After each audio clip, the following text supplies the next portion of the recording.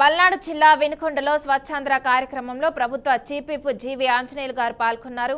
వినుకొండ పట్టణంలోని కారపూడి రోడ్లో ఉన్న శ్రీ చైతన్య స్కూల్లో శనివారం పురపాలక సంఘం ఆధ్వర్యంలో జరిగిన స్వచ్ఛాంధ్ర మరియు మన పరిశుభ్రత మన ఆరోగ్యం కార్యక్రమాలకు ఆయన ముఖ్య అతిథిగా హాజరయ్యారు. జీవి గారు స్వయంగా పాఠశాల ప్రాంగణంలో మొక్కలు నాటుతూ పచ్చదనం పరిశుభ్రత ప్రాధాన్యతను విద్యార్థులకు వివరించారు. మన ఆరోగ్యం మన చేతుల్లోనే ఉందని, పరిసరాలను పరిశుభ్రంగా ఉంచడం, ఎక్కువగా మొక్కలు నాటి పర్యావరణాన్ని కాపాడుకోవడం ప్రతి ఒక్కరి బాధ్యత అని ఆయన పిలుపునిచ్చారు. ఈ కార్యక్రమంలో మున్సిపల్ అధికారులు, స్థానిక నాయకులు, పలువురు ప్రజాప్రతినిధులు పాల్గొన్నారు. ఎవరన్నా వచ్చి మీకు ఇలా నేర్పారా? బాబు నేర్పారా? ఎవరన్నా 5 ఏళ్ళు వైసీపీ పాలనలో ఇలాంటి ఏముండవు. చెత్త మీద పన్ను వసూలు చేశారు. గతంలో ఏ ప్రభుత్వం వసూలు చేయలే అంటే మీరు విద్యార్థులు తెలుసుకోవాలి.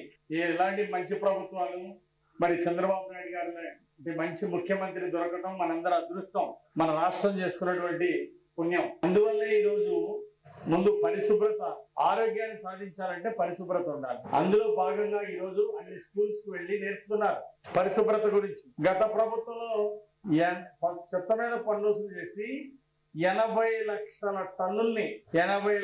టన్నుల్ని ఎక్కడికక్కడ మున్సిపాలిటీల్లో దాన్ని క్లీన్ చేయకుండా వదిలివేస్తారు. దాన్ని క్లీన్ చేసేటప్పుడు